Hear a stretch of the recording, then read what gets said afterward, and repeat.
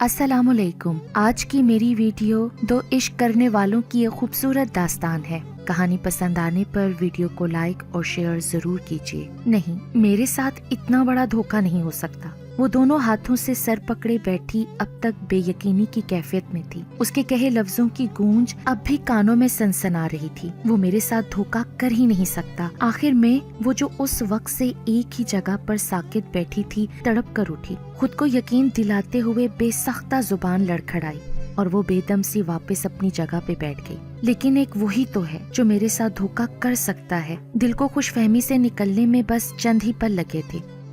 कितनी आसानी से बेवकूफ बन गई मैं। उसकी असलियत जानकर भी उसकी बातों में आ गई। ओह माय गॉड, मैं इतनी अहमक, इतनी कमअक्ल किस तरह हो सकती हूँ। कितनी आसानी से उसने मुझसे बदला लिया और मैं। इस बार उसका दिल अपने बाल नोचने को चाहा। वाकई उसने सब कुछ अपनी रजामंदी से ही तो किया था। कोई जबर, कोई दबाव ना था। बहुत आराम से वो सब कुछ करती चली गई जो वो उससे कहता रहा। उसकी हर बात पे आंख बंद करके यकीन करती रही। फिर अब किस लिए अपने किए पे पछता रही थी? या फिर आज के बाद जिंदगी में पछतावों के सिवा बाकी कुछ था ही नहीं? कमरे में इस वक्त अलार्म की आवाज गूंज रही थी। अलार्म की आवाज इतनी ऊंची थी कि कान पड़ी आवाज का सुनना भी मुश्किल था। लेकिन ये फकत उसी का हौसला था जो इतनी पुरसकून नींद सो रहा था। वरना खैर से इस कमरे में बजते अलार्म की आवाज से तो पड़ोसी तक जाग जाते थे।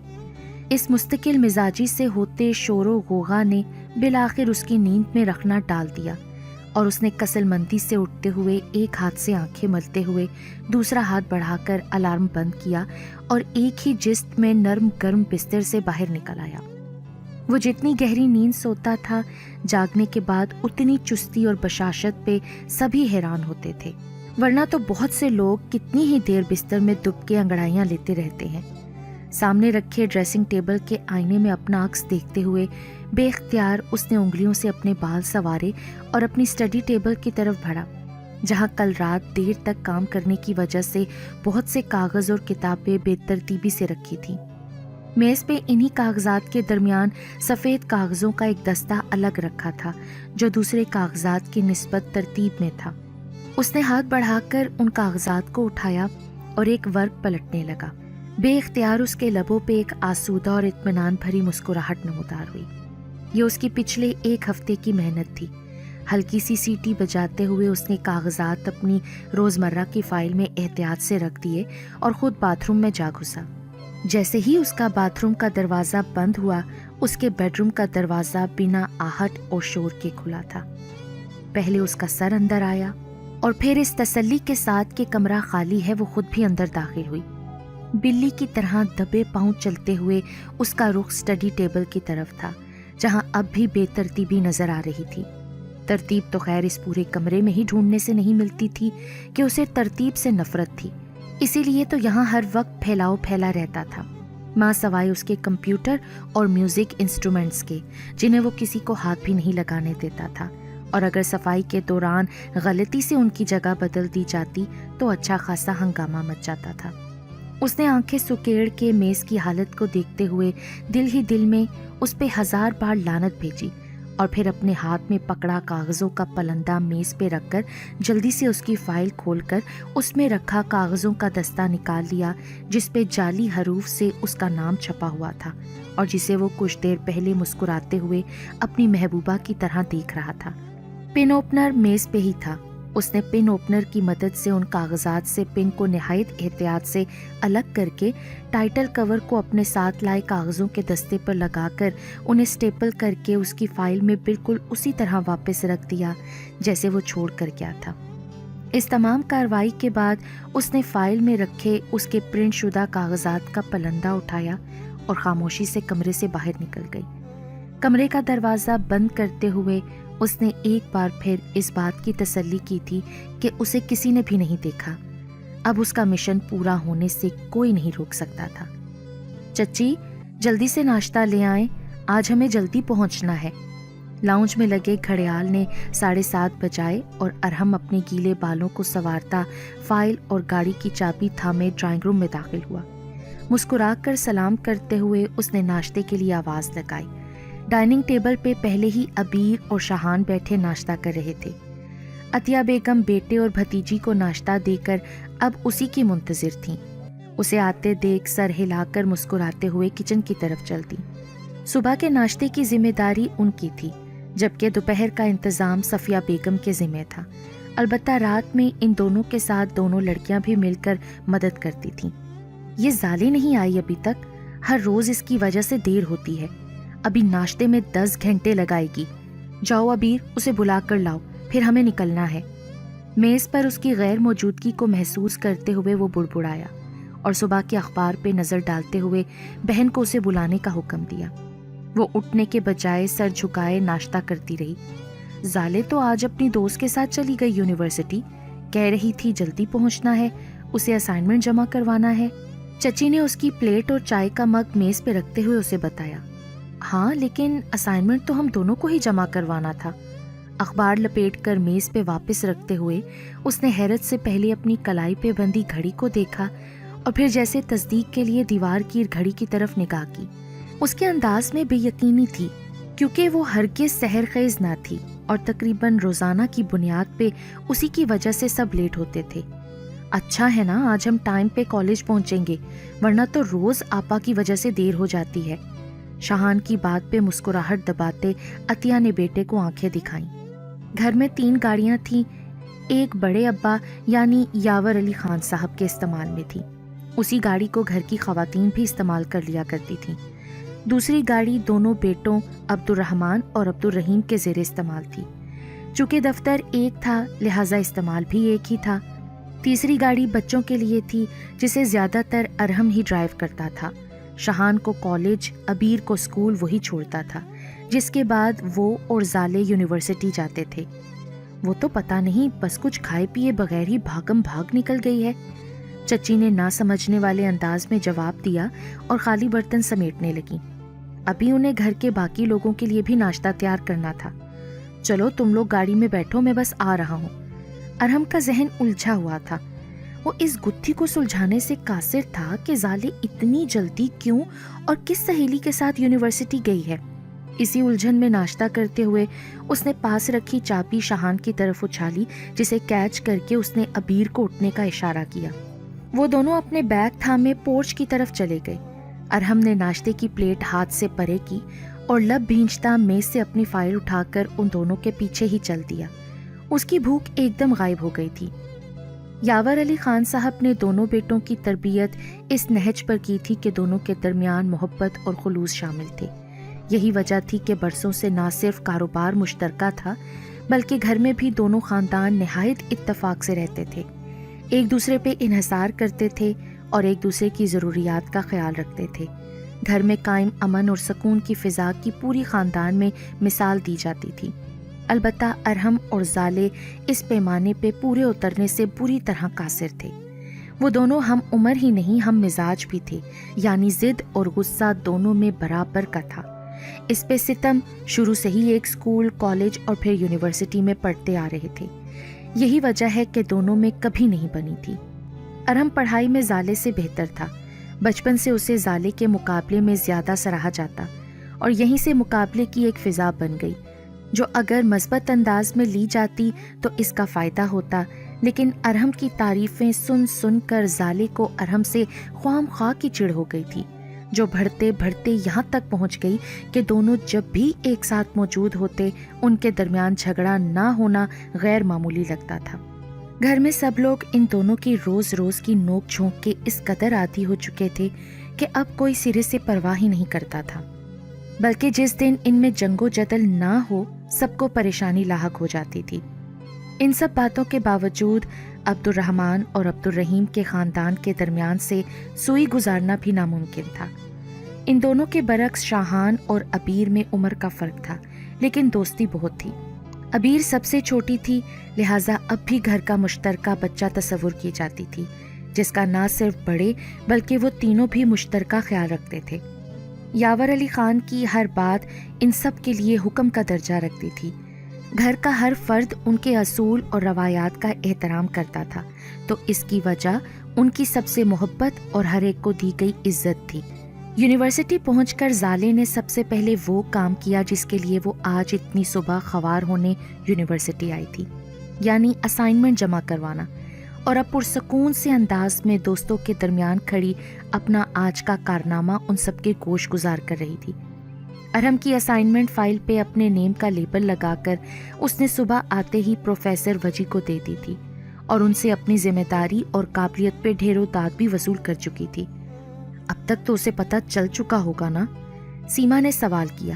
صبح زالے اسی کے ساتھ یونیورسٹی آئی تھی۔ پتہ چل جاتا تو اس کی کال آ جاتی۔ ابھی تک رابطہ نہ کرنے کا مطلب ہے اس نے اپنی فائل ہی چیک نہیں کی ہوگی۔ وہ ارحم سے بخوبی واقف تھی۔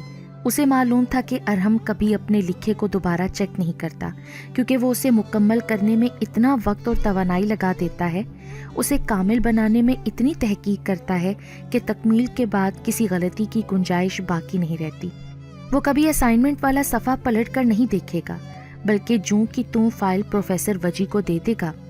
یار، ویسے تم نے اس بیچارے کے ساتھ اچھا نہیں کیا۔ مہنور کو بہرحال اس کی حرکت اچھی نہیں لگی تھی۔ وہ اس کا بھی ہم جماعت تھا اور اکثر پڑھائی کے سلسلے میں اس کی مدد کرتا رہتا تھا۔ زالے کی دوست ہونے کے باوجود مہنور کی ہمدردیاں ارحم کے ساتھ تھیں اور وہ اس کا اظہار کیے بغیر نہیں رہ پائی۔ عدلے کا بدلہ مائی ڈیئر، اس نے جو میرے ساتھ کیا میں نے وہی اس کے ساتھ کر دیا۔ اس کی وجہ سے میرا کتنا ٹائم ضائع ہوا۔ اپنی مسکراہٹ سمیٹتے ہوئے اس نے طنزیہ لہجے میں جواب دیا۔ پھر بھی زالے، تمہارے پاس کافی وقت تھا اسائنمنٹ مکمل کرنے کے لیے، تم چاہتی تو تسلی سے اپنا کام مکمل کر سکتی تھی۔ پچھلے ہفتے وہ یونیورسٹی اپنی بیماری کی وجہ سے نہیں آ سکی تھی اور اسی دوران پروفیسر وجی نے ان کے فائنل سیمسٹر کا اسائنمنٹ جمع کرانے کا اعلان کر دیا تھا۔ زالے چونکہ ارحم کے ہی نوٹ سے کام چلا رہی تھی تو اس دوران اسے کسی ہم جماعت سے رابطے کی ضرورت ہی محسوس نہیں ہوئی۔ ارحم نے اسے موضوع ہی غلط بتایا اور زالے اسی موضوع پر گھر بیٹھی کام کرتی رہی۔ وہ تو فقط 2 دن پہلے یونیورسٹی آنے کے بعد اسے حقیقت کا علم ہوا تھا، لیکن پھر ارحم سے بدلہ کیسے لیتی؟ ایک تو غصہ، دوسرے بیماری میں بیٹھ کر کی گئی محنت کے ضائع ہونے کا افسوس۔ شکایت کرتی بھی تو کس سے؟ بس یہی سوچا کہ اب تو ارحم ہی کی فائل چرا کر اپنے نام سے جمع کروائے گی۔ بٹ یو ڈونٹ وری، ارحم کو بلینک پیپر تھوڑی جمع کروانے دوں گی۔ میں نے اسائنمنٹ مکمل کیا ہے، لیکن انٹرنیٹ سے کاپی کر کے۔ شرارت سے مہنور کو دیکھتے ہوئے اس نے بائیں آنکھ دبائی۔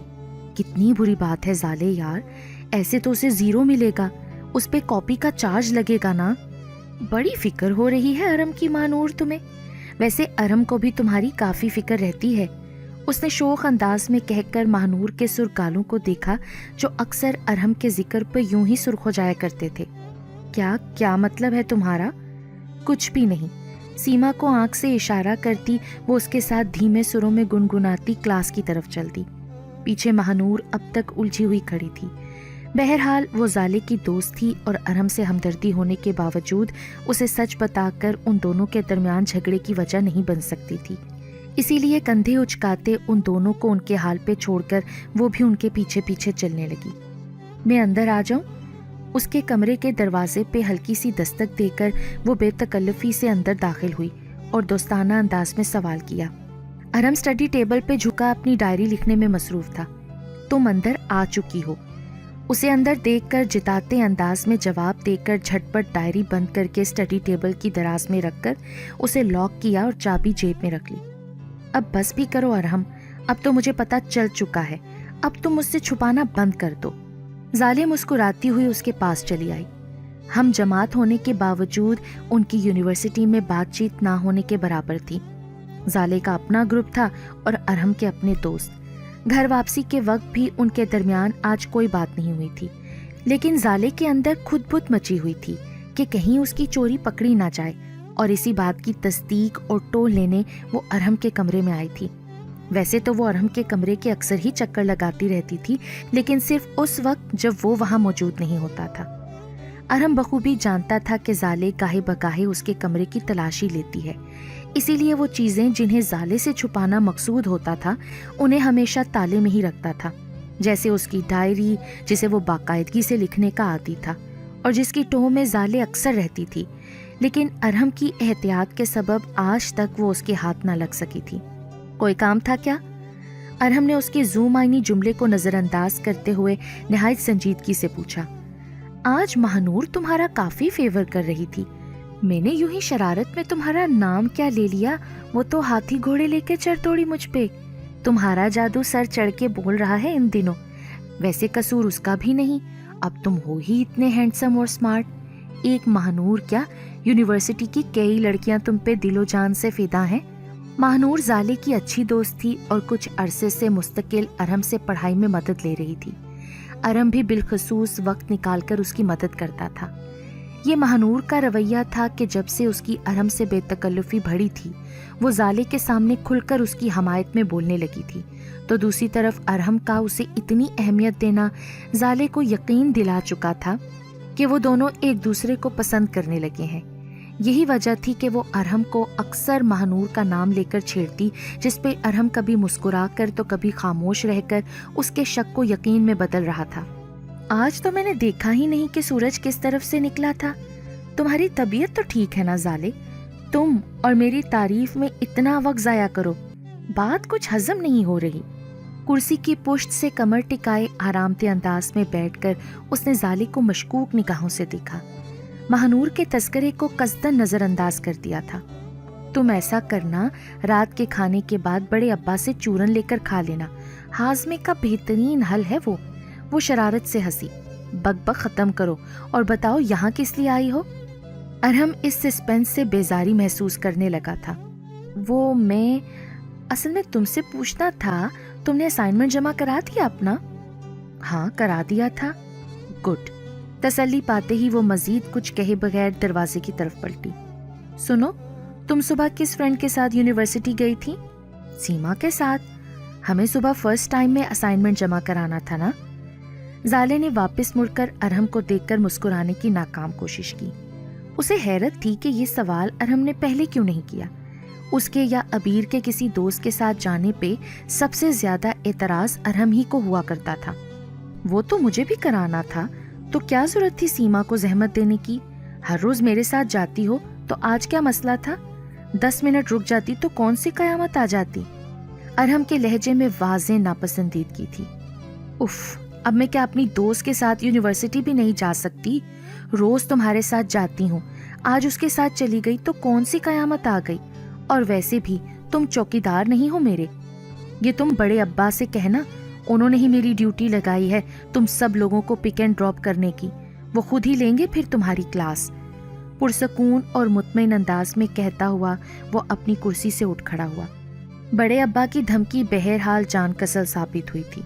تم سے تو بات ہی کرنا فضول ہے، بڑے ابا کا چمچہ نہ ہو تو۔ وہ منہ بسورتے کمرے سے نکل گئی تو ارہم نے اپنی مسکراہٹ بحال کی۔ اس کا بڑے ابا کو شکایت کرنے کا کوئی ارادہ نہیں تھا۔ دوپہر کے کھانے میں بس بچے اور خواتین ہی شامل ہوتی تھیں، لہٰذا اکثر دال سبزی پکتی، البتہ رات میں بھرپور اہتمام ہوتا جب گھر کے مرد بھی دسترخوان پہ موجود ہوتے۔ آج بھی صفیہ بیگم نے بڑے اہتمام سے ٹینڈے پکائے تھے، ساتھ میں دیسی گندم کی گرما گرم روٹیاں اور رائتا سلاد۔ ٹینڈے! سالن کے بول میں سبزی دیکھ کر سب سے پہلے زالے نے شور مچایا۔ ہاں، ارہم کی فرمائش پہ پکائے ہیں، اسے بہت پسند ہے نا میرے ہاتھ کی پکی سبزی۔ صفیہ بیگم نے محبت سے بیٹے کی طرف دیکھتے اس کے چہرے کی ناگواریت کو درگزر کیا۔ یہ ان کا پرانا حربہ تھا، جب بھی کوئی ایسی ڈش پکاتی جس پہ کوئی اعتراض کرتا جھٹ ارہم کا نام لے دیتی، وہ بھی خاموشی سے سر جھکا دیتا۔ کبھی یہ نہیں کہا کہ اماں جانی میں ہی ملا تھا بکرا بنانے کو، دال یا پھر ٹینڈے۔ وہ زیر لب بڑبڑائی اور دل میں ارہم کو 1000 کوسنے دیے۔ اسے یقین تھا وہ ساری حرکتیں گھر والوں کی نگاہوں میں معتبر بننے کے لیے کرتا ہے، ورنہ ٹینڈے کون پسند کرتا ہے بھلا؟ تائیں امی کچھ اور بھی پکا لیتی اس کے ساتھ، آپ کو اچھی طرح معلوم ہے ہم میں سے کوئی نہیں کھاتا یہ ٹینڈے۔ اس کا دل رونے کو چاہ رہا تھا، اس پہ بھوک بھی زوروں کی لگ رہی تھی۔ آج تو ویسے بھی ٹینشن میں صبح سے کچھ کھایا ہی نہیں، اب کیا معلوم تھا کہ لنچ میں سامنا ٹینڈوں سے ہو جائے گا۔ اپنی بات کرو، ہم تو سب کچھ کھا لیتے ہیں بھائی، شاہان نے بول سے سبزی نکالتے جواب دیا، مبادا زالے کے چکر میں اسے بھی ماں کی ڈانٹ سننی نہ پڑ جائے۔ ہاں مجھے نہیں پسند، اور میں ہرگز یہ ٹینڈے نہیں کھانے والی، ان کا تو نام ہی اتنا عجیب سا ہے، پتہ نہیں ذائقہ کیسا ہوگا۔ वो जारहाना अंदाज में कहती उठ खड़ी हुई। ताई अम्मी ने मुंह बनाते देवरानी को देखा। आसमान से मनोसलवा उतरेगा बेगम साहिबा के लिए। छोड़ें भाभी, इसका तो रोज का ड्रामा है, आप बैठकर खाना खाएं। अतिया बेगम ने जिठानी की तसल्ली कराते बेटी को तंजिया अंदाज में कहा और अपने खाने की तरफ मतवज्जा हो गई। यहाँ किसी को मेरी बिल्कुल परवाह नहीं है। इससे तो अच्छा था यूनिवर्सिटी में ही कुछ खा लेती। भूखे घर आओ और टींडे खाओ। वहाँ सबको ही मजे से खाना खाते देखकर उसे मजीद कोफ्त ने आ घेरा था। पिज्जा ऑर्डर कर रही हूँ मैं, तुम दोनों ने खाना है तो बता दो। शहान और अबीर ने हैरत से सर उठाकर जाले को देखा, लेकिन सामने बैठी खवातीन के डर से कोई जवाब नहीं दिया। अलबत्ता अरहम सर झुकाए मुस्तकिल मिजाजी से खाने में मगन था, जैसे वहाँ मौजूद ही नहीं और इस गुफ्तगू से उसका कोई ताल्लुक ही ना हो। जाले ने फोन उठाया और नंबर मिलाने ही वाली थी कि अचानक मेन डोर की बेल बजी। ये खाने के वक्त कौन आ गया भाई? अतिया बेगम ने हैरत का इजहार किया। मैं देखता हूँ। अरहम संजीदगी से अपनी जगह से उठा और बाहर निकल गया। चंद मिनट बाद उसकी वापसी हुई तो हाथ में एक बड़े साइज का पिज्जे का डब्बा पकड़ा हुआ था। जाले समेत सभी ने हैरानी से उसे देखा। मुझे मालूम था आज लंच पे क्या जंगो जदल होने वाली है, इसीलिए पिज्जा मैंने पहले ही ऑर्डर कर दिया था। अबीर और शायान, तुम लोग भी इंजॉय करो। पिज्जा बॉक्स मेज पे रखते उसने दोस्ताना अंदाज में कहा और खुद वापस अपनी जगह पर बैठकर उसी रग़बत से टींडे खाने लगा। Thank you so much Arham भाई, आपने तो मजे करा दिए। अबीर और शाहान ने एक साथ नारा लगाया। उन्हें अंदाजा नहीं था कि उनकी जान इतनी आसानी से छूट जाएगी। अलबत्ता जाले खामोश रही थी। तुम्हें थैंक यू कहने से एलर्जी है क्या? अरहम ने सर उठाकर देखते हुए जिताने वाले अंदाज में चोट की। थैंक यू कहती है मेरी जूती। वो जो झिझकते हुए कुर्सी खींचकर वापस अपनी जगह पर बैठ रही थी, एकदम चहक कर बोली और बॉक्स में से 2 बड़े स्लाइस अपनी प्लेट में रखकर मजे से खाने में मशगूल हो गई। अब कोई सुबह से फाका ज़दा हो तो इतना हक तो बनता है उसका। घर में अगले चंद दिन इंतहाई सुकून से गुजरे, यहाँ तक कि अरहम ने जब जाले के बैग में मेंढक रखा, उसने रोना पीटना तो बहुत मचाया, लेकिन कोई जवाबी कार्रवाई की ना ही उसे बुरा भला कहा। और तो और बात घर में भी किसी को नहीं बताई और मामला यूनिवर्सिटी में ही ख़त्म हो गया। अरहम को हैरत तो बहुत हुई, क्योंकि जाले इतनी आसानी से किसी बात को ख़त्म करने वालों में से तो नहीं थी और अभी तो उसका असाइनमेंट पे गलत बयानी वाला मामला भी बाकी था। लेकिन वो बेचारा कहाँ जानता था कि जाले वो किस्सा कब का ख़त्म कर चुकी है और अब जो खामोशी है तो बस भेद खुलने की मसलहत के सिवा कुछ नहीं।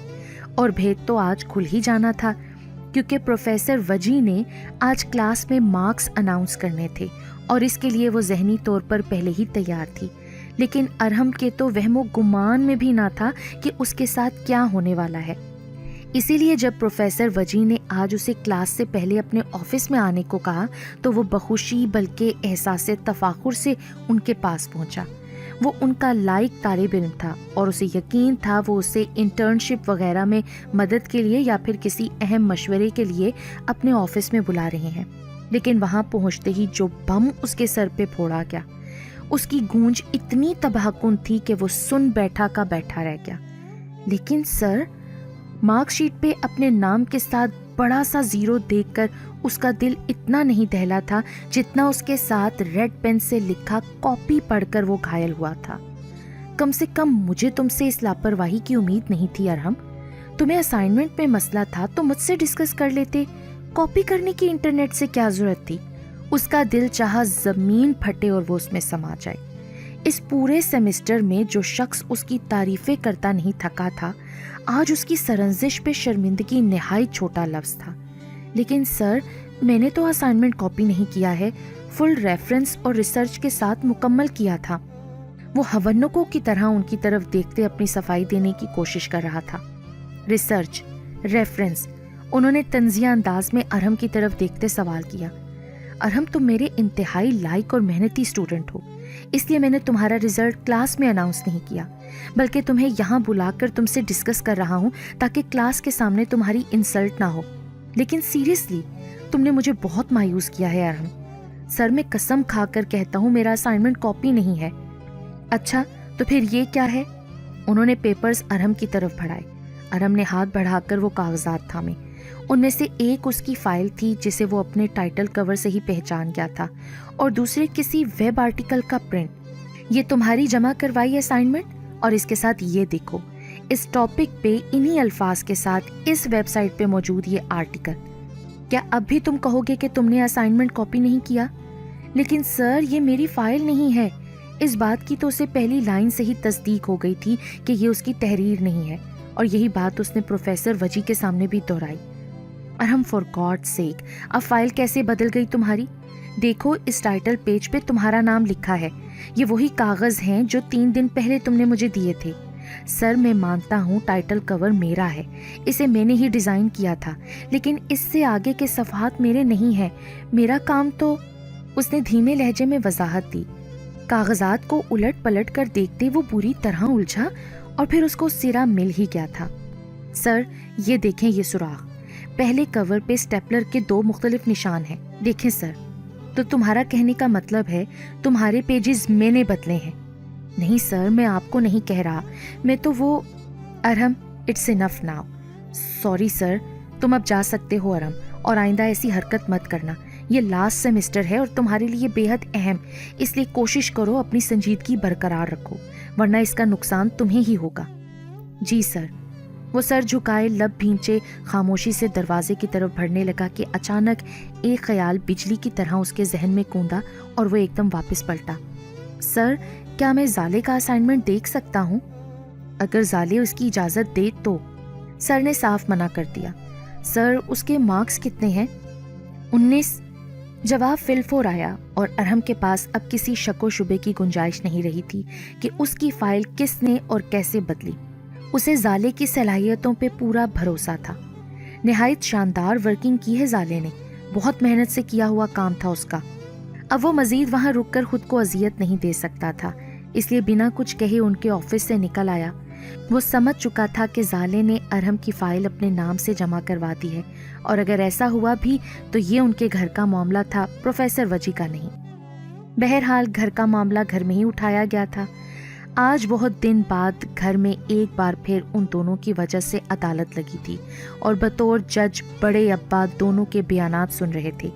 گھر کے باقی سب افراد بحالت مجبوری وہاں موجود تھے، ورنہ ان کی لڑائیوں میں کسی کو بھی کوئی دلچسپی نہیں تھی، بلکہ صفیہ بیگم، عطیہ بیگم اور عبیر کے لیے تو یہ ساری کاروائی نہایت بوریت کا باعث تھی، کیونکہ ان کا فیورٹ ڈرامہ نکل رہا تھا۔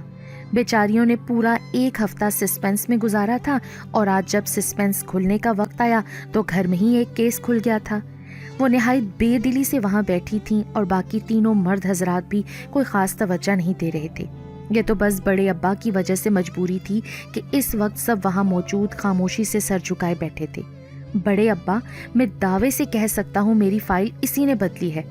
ارے واہ، جیسے بڑے ابا تو بس تمہارے ہی دعوے پہ یقین کرنے والے ہیں نا۔ کیا ثبوت ہے تمہارے پاس کہ میں نے تمہاری فائل بدلی تھی؟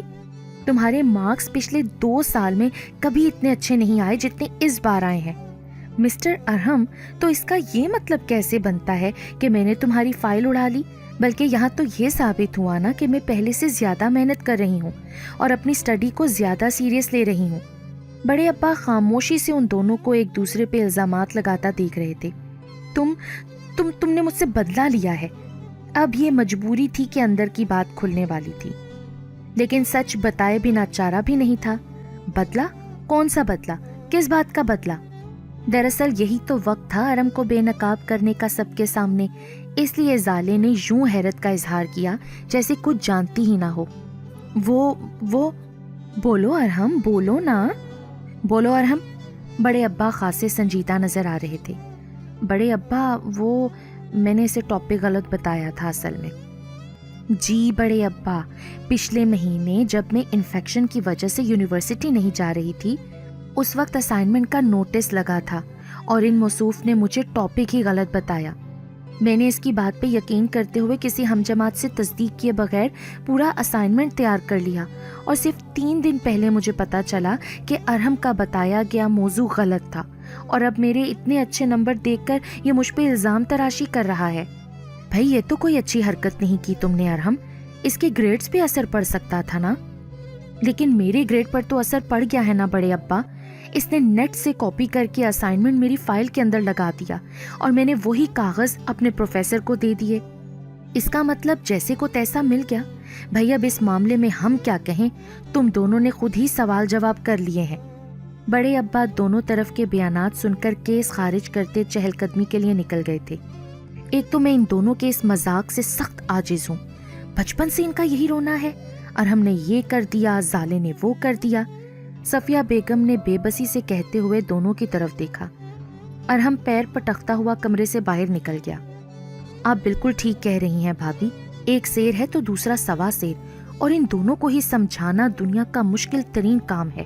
اس لڑائی کے چکر میں آدھا ڈرامہ نکل گیا ہمارا۔ ابیر اب ذرا یوٹیوب پہ لگا کر دینا مجھے۔ عطیہ نے پاس بیٹھی جٹھانی کو تسلی دی اور ساتھ ہی ڈرامہ نکل جانے کا الزام بیٹی پہ دھر دیا۔ مجھے تو لگتا ہے آپ نے مجھے کچرے کے ڈھیر سے اٹھایا ہے امی، کبھی جو اس کے سامنے میری سائیڈ لی ہو۔ چلو تمہیں آج پتہ چل ہی گیا نا، ہم تو سالوں سے چھپائے بیٹھے تھے۔ وہ بھی اسی کی ماں تھیں، برجستہ کہتے ہوئے ہنستی اور ان کی تقلید میں وہاں موجود سبھی لوگ کہہ لگانے لگے۔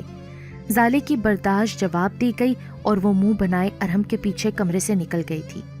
ارحم کا دماغ گھوم رہا تھا، زالے نامحسوس انداز میں اس کے ساتھ اتنا کچھ کر گئی تھی اور وہ کچھ بھی تو نہیں کر پایا۔ پروفیسر وجی کے سامنے لاکھ تعویلیں دیں مگر انہوں نے بھی اس کا یقین نہیں کیا، الٹا وہ اس سے خفا دکھائی دے رہے تھے۔ ایسے میں زالے کو بھرپور جواب دینا اب جیسے فرض بن چکا تھا۔ دوسری طرف زالے آسمانوں میں اڑ رہی تھی کہ ایک ہی وار سے ارحم کی سابقہ ہر شرارت کا جواب دے چکی ہے، لیکن ساتھ ہی ساتھ ان دنوں ضرورت سے زیادہ محتاط بھی تھی، کیونکہ اسے اچھی طرح معلوم تھا کہ ارحم بدلہ لیے بغیر سکون سے نہیں بیٹھنے والا۔ یہاں تو وہ دونوں ایک دوسرے سے نپٹنے کی فکر میں لگے تھے کہ اچانک ایک نئی افتاد آن پڑی، جس نے دونوں کو ہی اپنی پریشانی بھلا کر اس نئی الجھن میں الجھایا تھا۔ ہوا کچھ یوں تھا کہ مٹر پلاؤ کے لیے مٹر چھلتی صفیہ بیگم نے ایک سرد آب بھرتے ہوئے اپنی دیورانی عطیہ بیگم کے آگے اپنی اولاد کی نالائکی کا اظہار کیا۔ خود دیورانی صاحبہ بھی اسی غم میں مبتلا تھیں، جھٹ جٹھانی کے دکھ میں برابر کی شریک ہو گئیں۔ عطیہ بیگم کو فکر تھی کہ ایسے احمق بچوں کا مستقبل کیا ہوگا جو ہر وقت گھر اور گھر سے باہر جنگ و جدل میں مصروف رہتے ہیں۔ عطیہ بیٹی کی لاؤبالی طبیعت سے پریشان تھی تو صفیہ کے لیے بیٹے کی خوام خواہ سینگ پھنسانے کی عادت درد سر بنی ہوئی تھی۔ اسی طرح دل کا حال ایک دوسرے سے کہتے ہوئے پتہ ہی نہیں چلا اور مٹر چھل گئے، مگر مجال ہے جو دونوں کے دماغ میں کوئی حل آیا ہو۔ بس یہی طے کیا کہ پڑھائی مکمل ہوتے ہی دونوں کی جلد ہی شادی کر دی جائے، تاکہ کچھ تو مزاجوں میں سنجیدگی پیدا ہو اور ذہن دوسری طرف لگے۔ لیکن شادی کے لیے بھی رشتوں کی ضرورت ہوتی ہے جو فی الوقت تو موجود نہ تھے۔ اتفاق سے اسی وقت صفیہ بیگم کے بڑے بھائی کمال نے کال کر دی۔ کمال امریکہ میں مقیم تھے، کچھ انہی کے جیسے نااہل بچوں کے اہل تھے۔ بہن کے آگے اپنا دکھڑا سنایا تو انہوں نے بھی جواب میں اپنے دل کی بھڑاس نکالی۔ یکا یک کمال کو ایک کمال کی ترکیب سوجی، انہوں نے بہن کے آگے جھٹ پٹ دونوں کے رشتوں کی بات کر دی۔ زالے کے لیے اپنے بڑے بیٹے شمیم کا رشتہ دیتے ہوئے انہوں نے اپنی چھوٹی بیٹی ممتاز کے لیے بھانجے ارحم کو داماد بنانے کی خواہش کا اظہار کر دیا۔ اندھا کیا چاہے دو آنکھیں، صفیہ اور عطیہ کو تو کمال کی بات اندھیرے میں جگنو کی طرح لگی، لیکن فیصلہ فقط دونوں عورتوں کی خواہش تک محدود نہیں تھا، لہٰذا معاملہ مردوں کے سامنے رکھا گیا۔ عبد الرحیم اور عبد الرحمان کو بھی رشتے پر کوئی اعتراض نہ تھا، ایک خاندان سے اور دوسرے بیرون ملک۔ بھائی ہمارے یہاں تو یوں بھی چائنا کی چیز پہ میڈ ان امریکہ لکھ دیں تو ہاتھوں ہاتھ مہنگے داموں فروخت ہوتی ہے، یہ تو پھر انسانوں کی بات ہے۔ صفیہ نے بڑے اچھے انداز میں بڑے ابا کو بھی قائل کر ہی لیا، لہٰذا سب کی رضامندی سے اسی وقت کمال صاحب کو کال کر کے اطلاع کر دی گئی۔ وہ بھی بہن کی زبانی ہاں سن کر خواہ خواہ خوش ہو گئے اور فوراً پاکستان آنے کی تیاری کر لی۔ گھر میں اچانک خوشی اور ہنگامہ سر اٹھانے لگا، چہل پہل شروع ہو گئی، لیکن زالے اور ارحم پر تو جیسے یہ خبر بجلی بن کر گری۔ شمیم، بھلا یہ بھی کبھی کسی مرد کا نام ہوا کرتا ہے؟ وہ دوڑی بھاگی ارحم کے کمرے میں آئی۔ تمہیں نام سے کیا لینا ہے؟ وہ خود اپنا سر گھٹنوں میں دیے بیٹھا پریشان تھا۔ جس کا نام مردوں والا نہیں ارحم، اس کے کام کیسے ہوں گے؟ وہ جل کر بولی۔ ویسے ارحم، کیا تم کر لو گے شادی اپنی کزن ممتاز سے؟ امی نے مجھے شیروانی سلوانے کا کہا ہے، وہ بھی کل۔ اس نے منہ بنا کے کہا۔ تو ریڈی میڈ خرید لو، اتنا مسئلہ تو نہیں، آج کل تو سب ڈیزائنر کی مل جاتی ہیں۔ اس میں اتنا منہ بنانے والی کون سی بات ہے بھائی؟ ارحم کا دل چاہا کہ اس کا سر پھاڑ دے. وہ کتنی معصومیت سے اس کے دل کی حالت کو نظر انداز کر گئی تھی. ارے بھاڑ میں جائیں ڈیزائنر اور ان کی شیروانیاں. نہیں کرنی مجھے اس چھوٹی عقل کی موٹی ممتاز سے شادی. بچپن سے زہر لگتی ہے وہ مجھے. زالے کو اب اس کے اترے ہوئے چہرے اور پریشانی کا احساس ہوا. یعنی وہ دونوں ایک ہی کشتی کے سوار تھے. وہی تو میں سوچ رہی تھی. تم تو مہنور کو پسند کرتے ہو نا, اور وہ بھی تمہیں دل و جان سے چاہتی ہے. بھلا کیسے کسی اور سے تم شادی کر سکتے ہو؟ تم ایسا کرو, فوراً انکار کر دو ارحم. زالے تم جاؤ یہاں سے پلیز. لیکن ارحم یہ رشتہ, میرا مطلب ہے میں کرتا ہوں کچھ, تم ابھی جاؤ پلیز. زالے چپ چاپ منہ بناتی ہوئی اس کے کمرے سے باہر نکل گئی. ہیلو شمیم, میں ارحم بات کر رہا ہوں.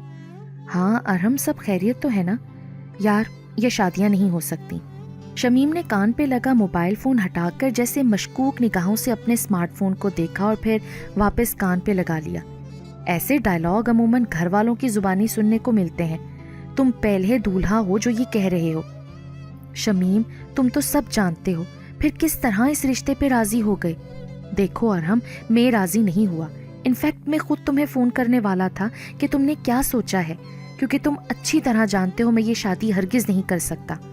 سوچنے سمجھنے کی ساری صلاحیت جیسے سلب ہو چکی ہے. ایسا لگ رہا ہے دماغ معاف ہو گیا ہے. میرے پاس ایک ترکیب ہے, اگر تم زالے کو راضی کر لو تو. ارحم ایک دم چونکا, پھر فون کان سے لگائے خاموشی سے اس کی بات سن کر بس سر ہلاتا رہا. بہرحال حل مناسب تھا, البتہ کام مشکل لیکن کرنا ضروری تھا, کیونکہ اس کے سوا دوسرا کوئی راستہ نہیں تھا. لیکن اس سے بڑا مسئلہ زالے کو سمجھانا تھا, جس کی کامیابی کا امکان نہ ہونے کے برابر تھا. پھر بھی اسے کوشش تو کرنا ہی تھی. تمہارا دماغ ٹھیک ہے ارحم؟ وہ اپنے کمرے میں منہ بسورے بیٹھی اپنی قسمت کو کوس رہی تھی. ارحم کی بات سن کر مزید سیخ پا ہو گئی. دیکھو, اگر شمیم سے جان چھڑانی ہے تو پھر یہ کرنا پڑے گا. منصوبے کے مطابق اس نے زالے کو یہ نہیں بتایا تھا کہ شمیم بھی اس سے شادی نہیں کرنا چاہتا, بلکہ یہ حل بھی اسی کی طرف سے پیش کیا گیا ہے, ورنہ اسے لازمی شک ہو جاتا. ارحم کا سنجیدہ چہرہ اور دو ٹوک انداز دیکھ کر زالے بھی سوچنے پہ مجبور ہو گئی, لیکن دل و دماغ میں کشمکش اپنی جگہ جاری تھی. لیکن مہنور کا کیا ہوگا؟ ارحم کا دل چاہا اس کا گلا دبا دے, لیکن اس صورتحال میں وہ اس سے بگاڑ نہیں سکتا تھا. لہٰذا صبر و برداشت کا مظاہرہ کرتے ہوئے اپنے غصے پہ قابو رکھا. اس کی تم فکر مت کرو, اس کا بھی کچھ نہ کچھ ہو جائے گا. ابھی پہلے اس شمیم اور ممتاز سے تو چھٹکارا پا لیں.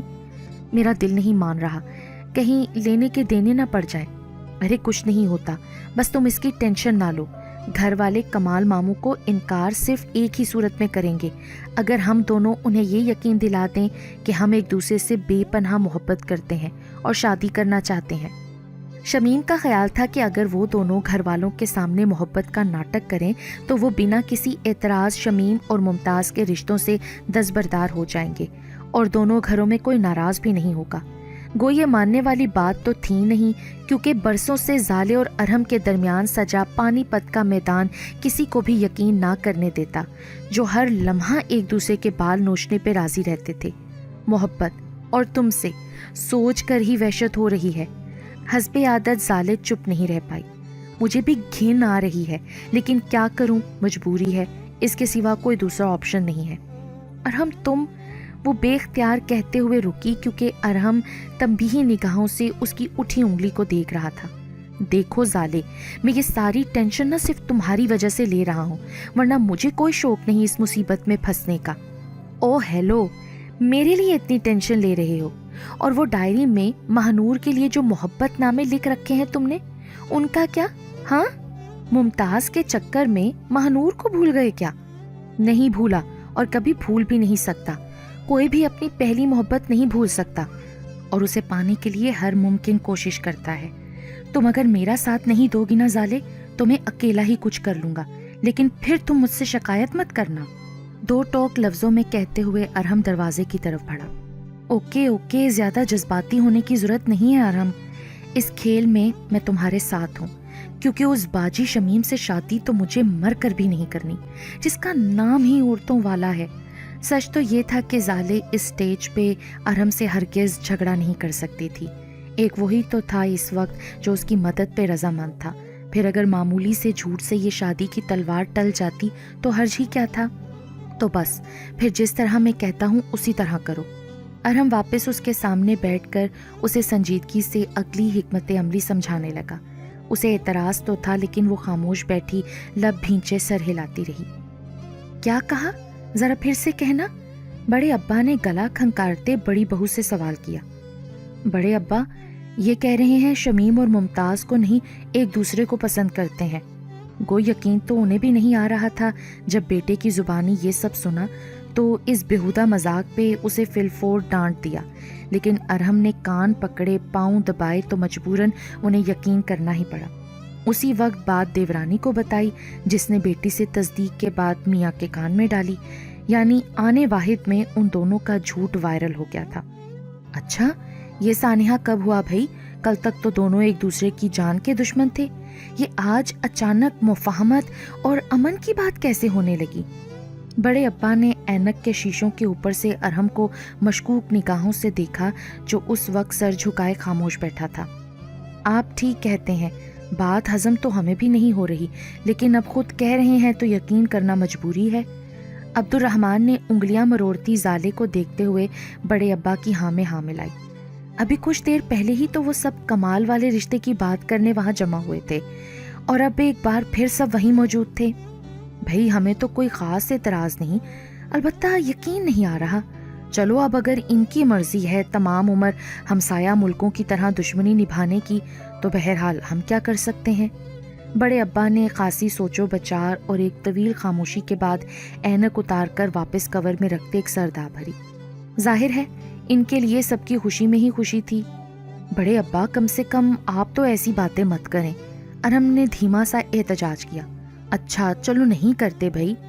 یہ بتاؤ کمال میاں سے بات ہوئی؟ انہیں کیا کہو گے اب؟ وہ بیچارے تو شادی کی تیاریوں میں لگے ہیں. کمال بھائی کو میں سمجھا لوں گی بڑے ابا، اور مجھے پورا یقین ہے انہیں اس پہ ہرگز اعتراض نہیں ہوگا. عطیہ بیگم نے مطمئن لہجے میں یقین دہانی کرائی. بہرحال وہ بیٹے کی پسند پہ دل و جان سے رضامند تھیں کہ بھتیجی کو بہو بنانے کا کوئی قلق محسوس نہیں ہو رہا تھا. اور کتنی اچھی بات ہے نا بھابھی، زالے ہمیشہ میرے پاس رہے گی، ورنہ تو اسے ملک سے باہر بھیجنے کا سوچ کر ہی دل میں ہول اٹھ رہے تھے. عطیہ بیگم ایک طرف تو بیٹی کی شادی میں خوش تھیں لیکن جب سے رشتے کی بات پکی ہوئی تھی شوہر کے سامنے کئی بار آنسو بہا چکی تھیں. اب اولاد بھلے کتنی ہی ناخلف کیوں نہ ہو، ماں باپ کو اس کی جدائی کا غم تو ہوتا ہی ہے. عبد الرحمن بھی بیٹی کو رخصت کرنے کا سوچ کر آنکھوں کی نمی روک نہیں پائے. لیکن اب ایسا کوئی مسئلہ نہیں تھا. گھر سے گھر تک کا ہی تو سفر تھا جو زالے کو کرنا تھا. میرے لیے تو جیسی ممتاز ویسی زالے، بلکہ زالے تو بچپن سے میری گود میں پلی ہے. اس جیسی محبت تو مجھے ارحم سے بھی نہیں عطیہ. تائی جی نے زالے کو گلے لگاتے ہوئے جذباتی ہو کر دیورانی کو بھی تسلی دی.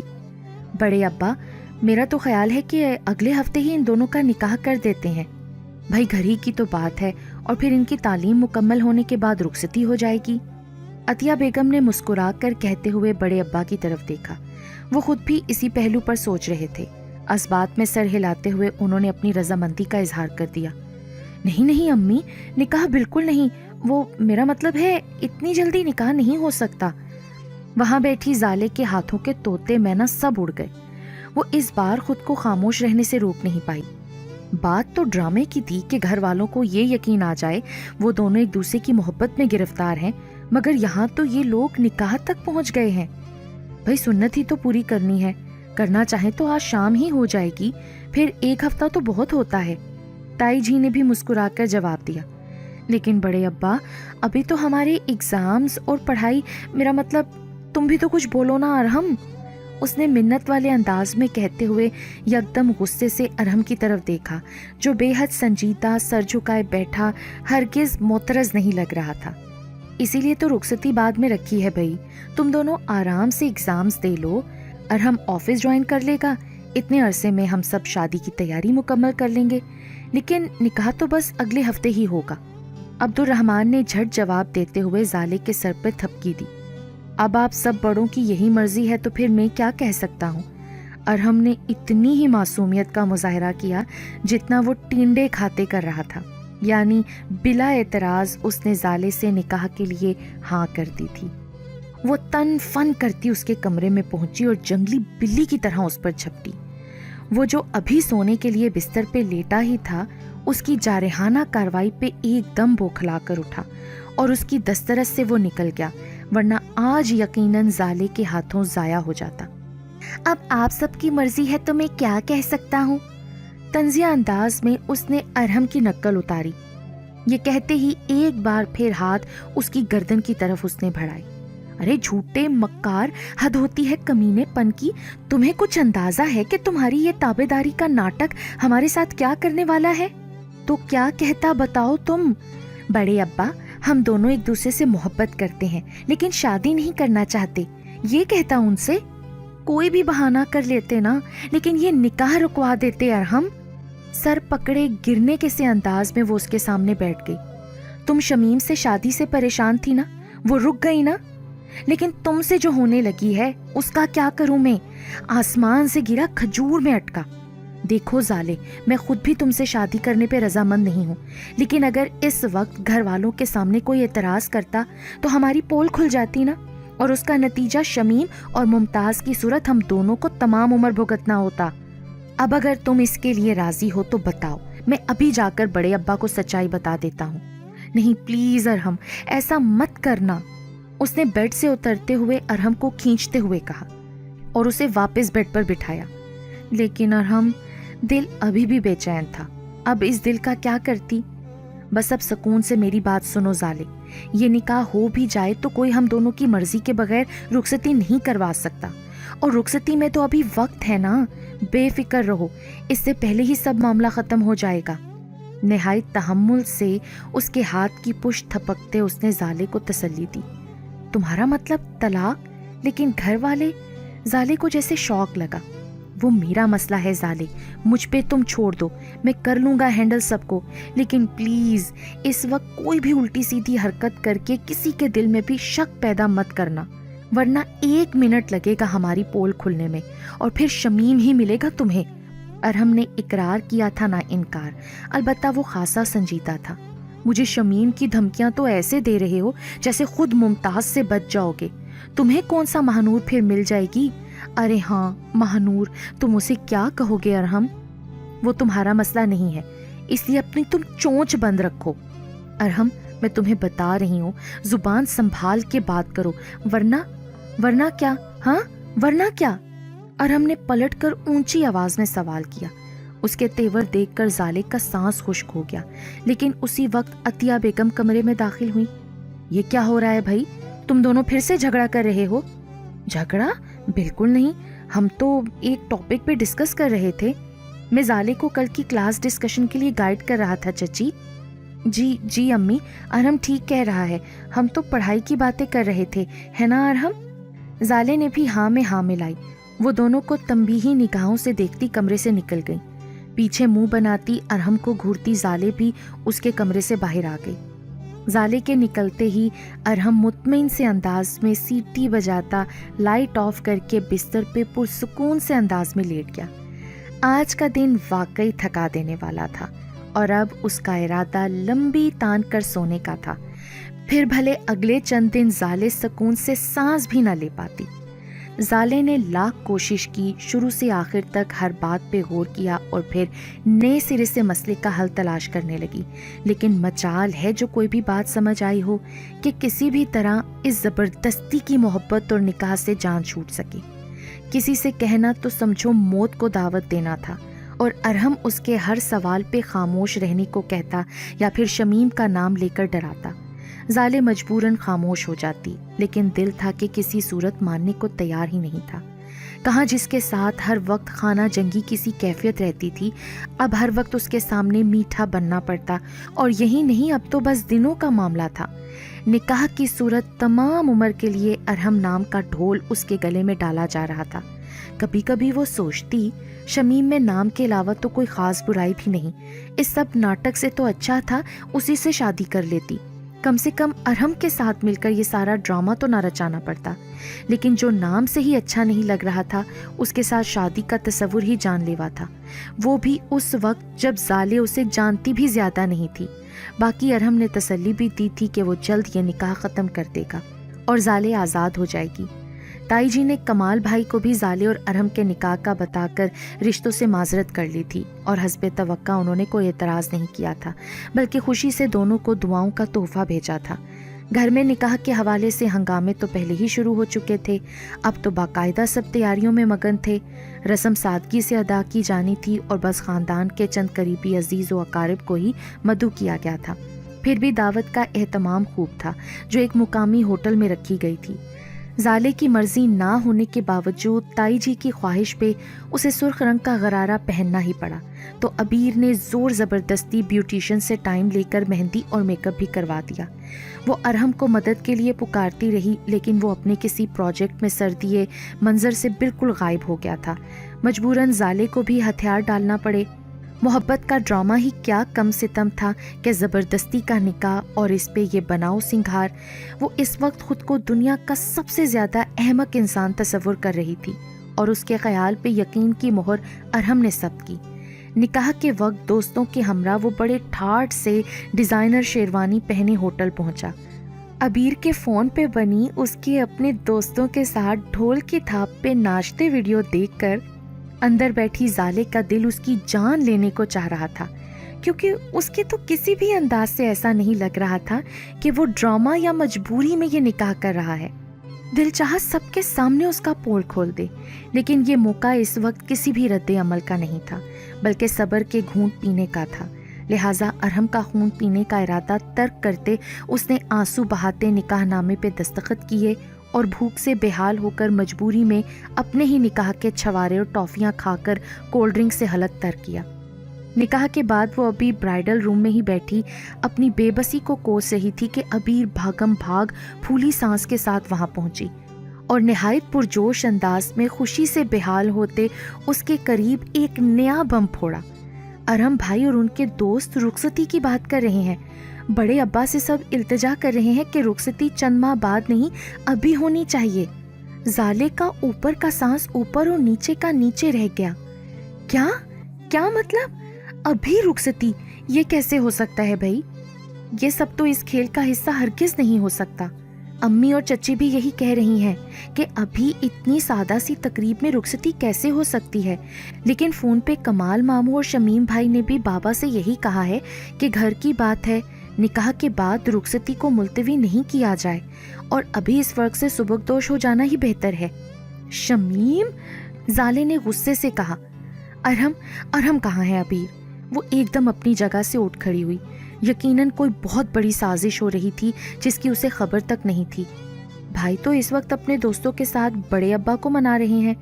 मैं तो बस आपको यही बताने आई थी आप भी कि आपकी जल्दी सुनी गई है। अब आप घर में अपने नहीं हमारे पोर्शन में जाने वाली हैं, इसलिए तैयार हो जाइए। उसके चौंकने और घबराने को नजरअंदाज करती अबीर उतनी ही तेजी से कमरे से बाहर निकल गई थी। या अल्लाह, ये सब क्या हो रहा है? अरहम मेरे साथ कौन सा खेल खेल रहा है?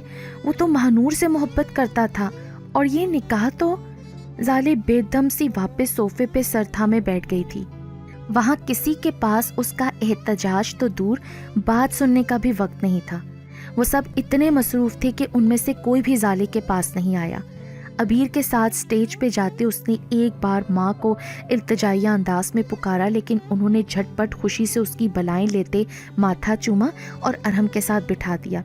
उसके मुकाबले में वहाँ अरहम इंतहाई मुतमईन और खुश दिखाई दे रहा था। रुखसती भी एक तरह से बस होटल से वापसी ही थी, लेकिन घर पहुंचकर उसे ताई जी और अबीर अरहम के कमरे में छोड़ गईं।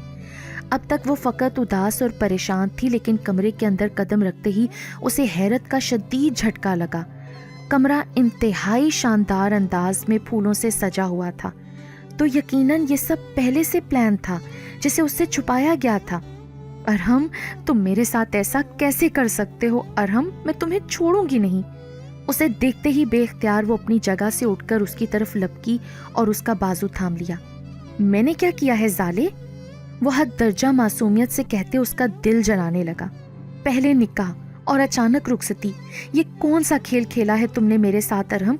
तुमने तो कहा था तुम ये निकाह खत्म कर दोगे क्योंकि तुम महानूर को पसंद करते हो। झूठ बोला था तुमसे क्योंकि मजबूरी थी। अगर तुम्हें सच बता देता तो तुम मेरी बात का यकीन कभी नहीं करती। زالے نے بے یقینی سے ارہم کے مطمئن چہرے کی طرف دیکھا. جانے کتنی ہی دیر وہ یک ٹک اسے دیکھتی گئی اور پھر جیسے وہ ہوش میں آئی تو کرنٹ کھا کر پیچھے ہٹی. جھوٹ؟ اس کا مطلب ارہم؟ اوہ مائی گاڈ، تم نے مجھ سے اپنی اسائنمنٹ کا بدلہ اس طرح لیا ہے ارہم. مجھ سے دھوکے میں شادی کر لی تاکہ ساری عمر تم مجھ پر حکم چلا سکو، اپنی اجارہ داری قائم کر سکو. اس کی آواز جیسے کہیں دور سے سنائی دے رہی تھی. خود کلامی کیسے انداز میں کہتی وہ بیڈ کے کونے پہ بیٹھی زاروں قطار رونے لگی. یار، یہ اسائنمنٹ کی بات کہاں سے آ گئی درمیان میں؟ ارہم خجالت سے کہتا اس کے سامنے بیٹھا اور نرمی سے ہاتھ پکڑنا چاہا. تو اور کون سی بات تھی؟ تم نے ہمیشہ میری شرارت کے جواب میں مجھ سے بدترین انتقام لیا ہے نا ارہم، اور اس بات تو میری زندگی کا ہی تماشا بنا دیا. میں نے تم پہ پہلی بار اعتبار کیا اور تم نے پہلی ہی بار میرے اعتبار کا بری طرح سے خون کر دیا. میں اس کے لیے تمہیں کبھی معاف نہیں کروں گی ارہم، کبھی بھی نہیں. وہ شیرنی کی طرح دھاڑی. تم ایک انتہائی احمق اور جذباتی لڑکی ہو. یہی وجہ ہے کہ کبھی سوچ سمجھ کر نہ کوئی کام کیا ہے اور نہ کوئی بات. وہ لب بھینچے چڑھ کر بولا. زالے کا دل چاہا ابھی گھر والوں کو بلا کر سب کو اپنے ساتھ ہوئے دھوکے کی داستان سنائے کہ کس طرح ارہم نے اسے فریب دے کر شادی کی. ہاں میں ہوں احمق اور جذباتی، اسی لیے تمہارے جھوٹ پہ یقین کر لیا. لیکن مسٹر ارہم، تم کسی دھوکے میں مت رہنا. تمہیں کیا لگتا ہے میں اتنی آسانی سے خاموش ہو جاؤں گی اور تم یہاں مجھے گھر میں قید کر کے مہنور کے ساتھ عشق کرتے رہو گے؟ میں ابھی جا کر سب گھر والوں کو تمہاری حقیقت بتاتی ہوں. ڈرنے والی تو وہ بہرحال کسی سے بھی نہیں تھی. اپنی بات کو عملی جامہ پہنانے وہ اسی وقت اٹھ کر کھڑی ہوئی، لیکن اس سے پہلے کہ آگے بڑھتی ارہم نے کھینچ کر اسے واپس بٹھا دیا. ارے یار، یہ مہنور گھوم پھر کر کہاں سے آ جاتی ہے ہمارے درمیان؟ ایک تو یہ پریشانی کے شور سن کر سچ میں اس وقت کوئی آ ہی نہ جائے اور سوال جواب کرنے لگے. اس پہ زالے کی بدگمانی ارہم نے نرمی سے سمجھانے کی کوشش کی، کیونکہ وہ تھی اور ہے ہمیشہ سے. تم نے خود کہا تھا نا مجھ سے ارہم کہ تم مہنور سے بے پناہ محبت کرتے ہو، اور اس کا ثبوت وہ محبت نامے ہے نا جو تم مجھ سے چھپا کر اپنی ڈائری میں لکھا کرتے تھے. میں نے تم سے کہا تھا؟ میں نے تم سے آج تک مہنور یا کسی بھی لڑکی سے محبت پہ حامی نہیں بھری. تو پھر وہ تمہاری ڈائری، اس میں؟ ارہم اپنی جگہ سے اٹھا اور اپنی دراز سے ڈائری نکال کر بیڈ پہ زالے کے سامنے پھینک دی. یہ رہی میری ڈائری جسے میں تم سمیت سب سے چھپاتا رہا ہوں. لو، خود ہی دیکھ لو اس میں کس لڑکی کا نام لکھا ہے. زالے نے ایک نگاہ ارہم کے سنجیدہ چہرے کو دیکھا اور پھر جھجکتے ہوئے ڈائری اٹھا لی.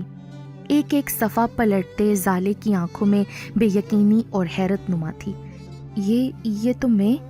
وہ چاہ کر بھی جملہ پورا نہیں بول پائی. ہاں زالے، تم.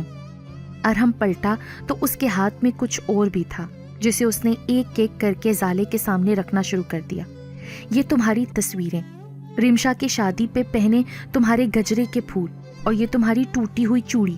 سالوں سے میری تمہارے لیے محبت کے رازدار ہیں. وہ پچھلے کئی سالوں سے ان مرجھائے ہوئے پھولوں کو سنبھالے ہوئے تھا. اب بھی یقین نہیں آ رہا تو شمیم سے پوچھ لو. وہ میرا واحد دوست ہے جس سے میں نے تمہاری محبت کو شیئر کیا ہے. شمیم کا نام وہ پہلے بھی ابیر کی زبانی سن کر ٹھٹکی تھی. اس وقت ذہن میں یہی سوال آیا تھا کہ شمیم اس معاملے میں اتنا خوش کیوں ہو رہا ہے، لیکن خود پہ پڑی افتاد نے یہ سوال کرنے کا موقع ہی کہاں دیا تھا. لیکن اب ارہم کی زبانی سچائی جان کر اپنے اس سوال کا جواب بھی مل گیا تھا. لیکن تم تو ہمیشہ مجھے ستایا کرتے تھے نا ارہم. مجھے تو کبھی احساس ہی نہیں ہوا کہ تم مجھ سے محبت کرتے ہو. اپنی چوڑیوں کی کرچیاں پہچانتے زالے نے حیرت سے سوال کیا. یہ چوڑیاں چند سال پہلے عید پہ ارہم نے ہی اسے اور ابیر کو دلوائی تھیں، لیکن عید کے دن زالے سے کسی بات پہ جھگڑتے اس کا ہاتھ زور سے تھامتے وہ زالے کی کلائی میں ٹوٹ گئی تھیں. ارہم کی ہتھیلی اور زالے کی کلائی ایک ساتھ زخمی ہوئی تھی. وہ تو مجھے تمہیں تنگ کر کے مزہ آتا تھا نا. تم جب غصے سے لال پیلی ہوتی اور اکثر روتے دھوتے میری شکایت بڑے ابا سے کرتی تو تمہاری معصومیت پہ جی بھر کے پیار آتا تھا مجھے. وہ دھیما سا مسکرایا اور شرارتی نظروں سے زالے کو دیکھا. اوہ میرے اللہ، کیا ہو جاتا اگر تم یہ سب سیدھے راستے سے کر لیتے. آج اگر غصے اور فرسٹریشن میں آ کر میں کچھ الٹا سیدھا کر لیتی تو. آج پہلی بار ارم کی شرارتی ہنسی نے زالے کا دل نہیں جلایا. बल्कि वो अपनी कैफियत को अरहम से छुपाने की खातिर सर झुका गई। वो इसलिए जालिम मैडम कि इतना तो कंफर्म था हमारी शादी ज़रूर होगी, इसीलिए पहले कभी अपनी मोहब्बत और दिल का हाल नहीं बताया और मजबूरन ये सारा ड्रामा रचाना पड़ा। और एक बात और, बड़े अब्बा को सब कुछ सच सच पता है, उनसे मैंने कुछ भी नहीं छुपाया। आज तारीखी दिन था जहां एक से एक बढ़कर इंकशाफ हो रहा था। यानी इस निकाह और रुखसती वाले खेल में बड़े अब्बा भी तुम्हारे साथ शामिल थे? उसने हैरत से सवाल किया। जी हाँ, अरहम ने इस्बात में सर हिलाया। कसम से दिल तो कर रहा है कि तुम्हारा सर फाड़ डालूं। साइड टेबल पे मौजूद अरहम का पसंदीदा अलार्म क्लॉक उठाते जाले ने उसे डराया। अलार्म क्लॉक उसके हाथ से लेकर वापस मेज पर रखते अरहम ने अपनी जेब से एक मखमली डिबिया निकाली जिसमें इंतहाई खूबसूरत अंगूठी रखी थी। अरहम ने इस्तेहकाक से जाले का हाथ थामा और अंगूठी उसकी उंगली में पहना दी। सच तो ये है जाले जी कि मोहब्बत नहीं, बंदे को इश्क है तुमसे, और इस इश्क ने मजनू, फरहाद या अरहम सभी को सगे दरे जाना बना डाला। तो इसलिए शौक से करो अपना ये शौक भी पूरा। अब चाहे सर फूटे या माथा, हमने तो हाँ कर दी है, और फिर बैंडेज भी तुम्हें ही करनी होगी। उसने शरारत से जाले की तरफ देखा। कमरे में फूलों की भीनी भीनी खुशबू और खुशनुमा रंगों पे अरहम की मोहब्बत के रंग हावी हो रहे थे। जाले ने मुस्कुराते हुए शर्मा कर सर झुका लिया था।